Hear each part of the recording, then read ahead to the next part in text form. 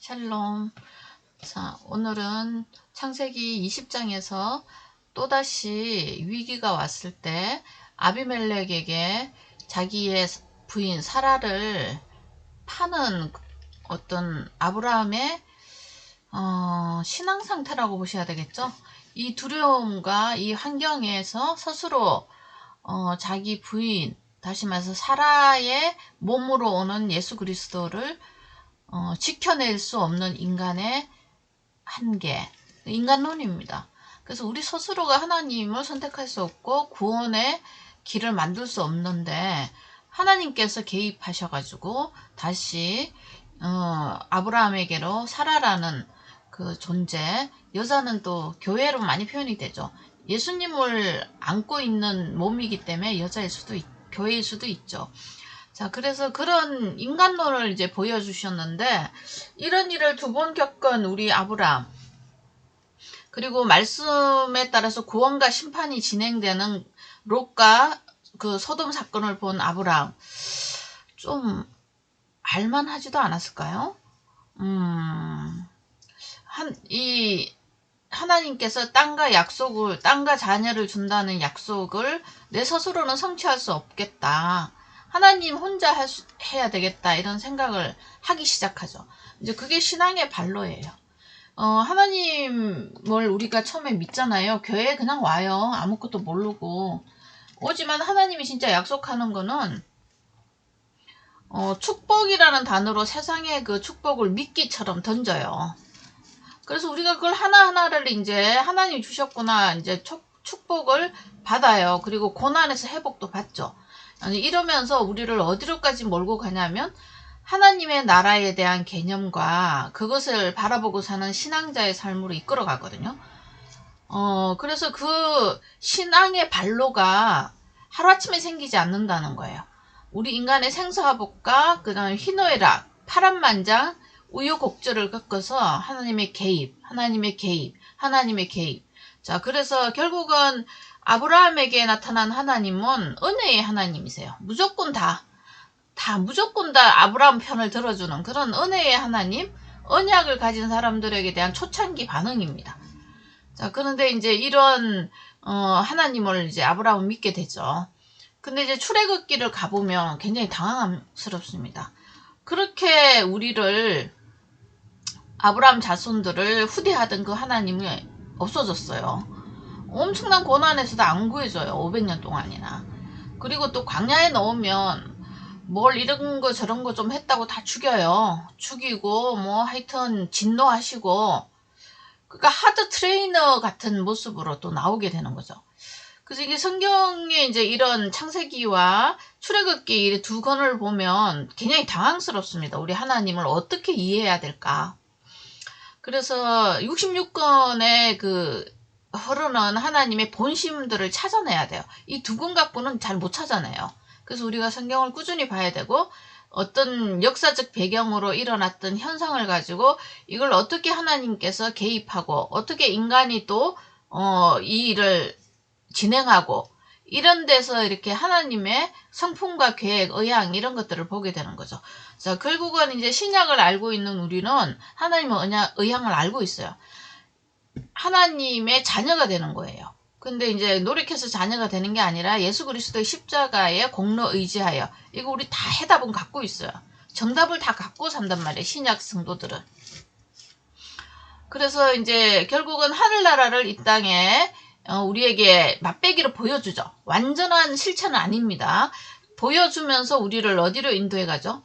예, 영원한 나라로, 새 예루살렘, 그것을 보여준 계시록까지 우리의 신앙의 그 근거를, 발로, 원인, 그 발단지 이런 것을 그쪽까지 끌고 갑니다. 그러니까 처음에는 뭐 기복주의, 세속주의, 언사신비주의에 이제 허덕이다가 우리가 이제 많은 갈증을 느끼죠. 아, 이게 하나님이 아닌 것 같아.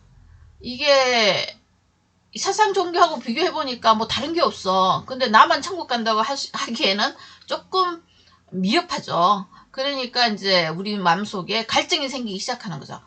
주님 말씀이 좀 이상한데 이거 내가 잘 모르겠다. 어떻게 해야 될까? 그러면 이제 오만 대 다 찾아다니는 거야. 그거 이제 갈망이라 그러고 갈증이라 그러고 기근이라 그래요. 이 영적 상태가 이제 내가 드러난 거죠.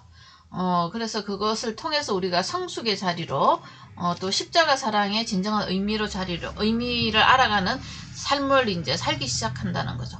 자, 그래서 그런 이제 개입을 통해서 은혜를 받은 아브라함은 21장에 가서 어떤 사람으로 나오는지 한번 볼게요.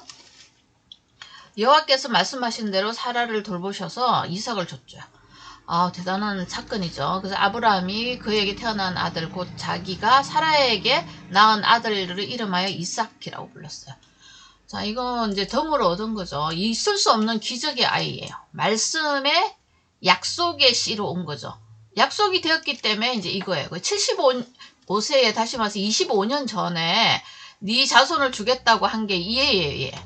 근데 이게 100살에 바꿔보니까 나의 그 씨로 내 육신의 능력으로 난 게 아니야. 그리고 특히 사라. 자기는 남자들은 그렇다 치더라도 사라는 어떡할 거예요? 생리가 끊어지고 자궁의 기능이 다 멈췄단 말이에요. 그때 이 아이가 태어난 거는 너무나 이상하죠. 그리고 우리가 이제 마태복음 가면은 엄마 마리아 처녀 잉태잖아요. 그것도 이상한 거예요. 그러니까 결국은 성육신으로 오신 예수님의 그림자인데요. 말씀으로 잉태했다는 거죠. 언약에 의해서 생명을 주신 하나님을 우리가 알 수 있는 거죠. 자, 그래서 그 아들 이삭이 난 지 8일 만에 그가 하나님 명령하신 대로 할례를 했어요. 할례는 뭐죠? 예, 우리가 하나님의 그 능력으로 구원을 받았습니다. 말씀대로 행한 것을 된 것을 믿습니다. 그래서 우리 하나님 백성입니다. 라는 표시를 이제 하는 거잖아요. 자, 그래서 아브라함이 그의 아들 이삭이 태어날 때는 100세더라. 그 100세의 의미는 이야기했습니다. 하나님의 말씀의 성취수예요. 자, 그래서 사라가 이르되 하나님이 나를 웃게 하시니 듣는 자가 다 나와 함께 웃으리라. 하나님이 옛날에 웃게 했잖아요. 그럼 비웃음이었거든요. 이건 진짜 웃음이에요. 그래서 우리도 예수님을 알아야 내 인생에 꽃이 피죠. 그래서 내가 웃게 되고 이걸 또 듣는 자는 나와 함께 웃으리로다. 이 복음이잖아요. 내가 굿뉴스를 보유하고 있는데 이걸 전하는 사람들이 또 듣고 함께 웃어요. 그래서 우리가 하나님의 자녀의 대열로 성도의 대열로 끌려나가는 거잖아요. 그래서 다 함께 웃는 거죠.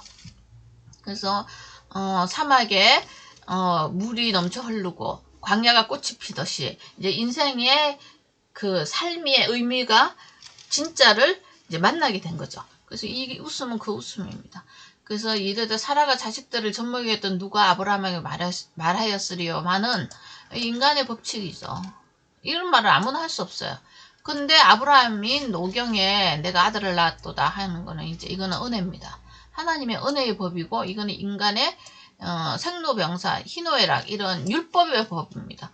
그래서 지금 이 은혜의 혜택을 보는 사람은 언약에 의한 이 두 부부죠. 아브라함과 사라.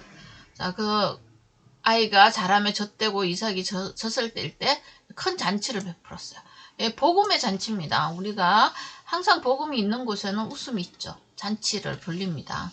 끝까지 있어요. 계시록에 가면은 어린 양의 혼인 잔치. 이렇게 마지막 잔치죠. 그것이 있습니다. 그 다음에 사라가 본 적 아브라함의 아들 애굽 여인 하갈의 아들이 이스마엘이거든요. 얘가 13살쯤 됐어요. 이삭을 놀려요. 당연히 이제 이 사라가 딱 보고 그 여종과 아들을 이제 내쫓으라. 함께 기업을 못 얻는다. 이제 이게 아브라함은 그 이스마엘을 참 사랑스럽게 보겠죠. 큰아들이고요. 성장했고. 근데 사라는 정확하게 본 거죠. 하나님 뜻을. 내 아들 이삭과 함께 기업을 못 얻는다. 다시 말해서 이 기업은 하나님 나라거든요. 아브라함이 계속 끼고 있으면 이 나라 못 얻죠. 그래서 아브라함이 그 아들로 말미암아 일이 매우 근심이 돼. 아브라함이 성품이 좀 이상해요. 자기 아내 팔아먹고도 별로 근심을 안 하는 사람이었어요. 기록에 보면. 근데 이제 이 일은 보통 일이 아닌 거죠. 자기의 육신의 씨앗이 이제 떨어져 나가니까요. 근데 아브라함이 이제 근심이 돼서 결정을 못하고 있으니까 하나님이 이제 찾아왔어. 이게 보통 문제가 아니었던 모양이에요. 아브라함에게 이르시되 근심하지 말고 내보내. 그리고 사라가 내게 이런 말을 다 들어. 그러니까 나는 이삭에서 나는 자야 내 씨라 부를 것이다. 어디 가나 이 사라가 이제 정신을 차린 거죠. 처음에는 이게 결국은 이스마엘과 하갈은 사라의 그 작품이잖아요. 근데 사라가 이를 인해서 얼마나 고생을 했는지, 그래서 사라가 이제 정신을 차리고 난 다음에 고생의 유익이죠. 정확하게 이제 진리와 하나님의 언약이 뭔지 아는 여자가 된 거예요. 그래서 근데 아직도 아브라함은 뭐 잘 몰라. 어리부리하고 있어요, 지금. 그러니까 참 인간적인 아브라함이죠. 그래서 결국은 이제 여종의 아들도 내 신이 내가 그로 한 민족을 이루게 할 거야. 근데 구원은 안 돼. 하나님의 기업은 안 해줘. 이거죠, 결국은. 그러니까 인간으로서 이제 사는 한민족이 되겠지만 하늘 백성으로서는 살지를 않을 거야. 이렇게 정확하게 구분을 확 그어줘요. 그랬더니 이제 아브라함이 고심 끝에 결단을 합니다. 아침에 일찍 일어나가지고 떡과 물 한 부대를 줘서 이제 이야기를 했겠죠. 지금 나가라고.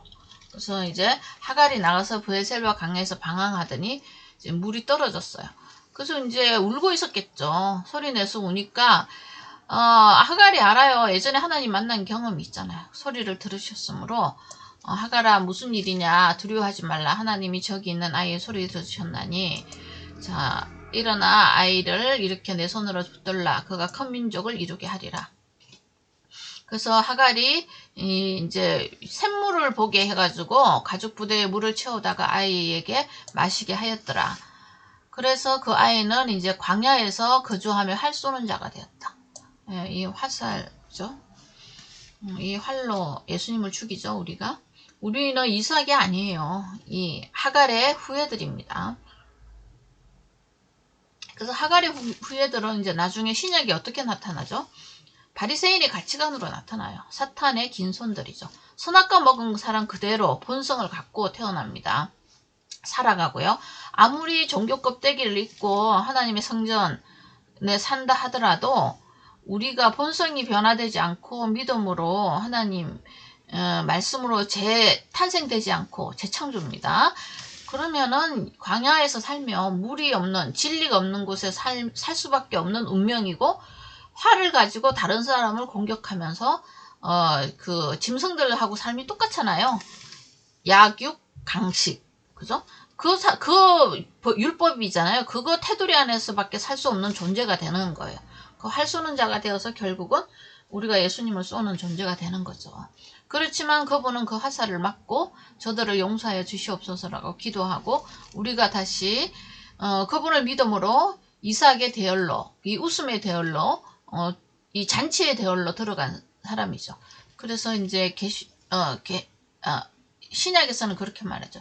너희가 전에는 어둠이더니, 그냥 어둠의 존재도 아니야. 어둠 자체예요. 그냥 어둠이더니 이제 사랑의 아들의 빛의 나라로 들어왔다는 거죠. 자, 그래서 이 이스마엘과 이삭을 갈라놓는 아브라함, 이것을 이제 보게 됩니다.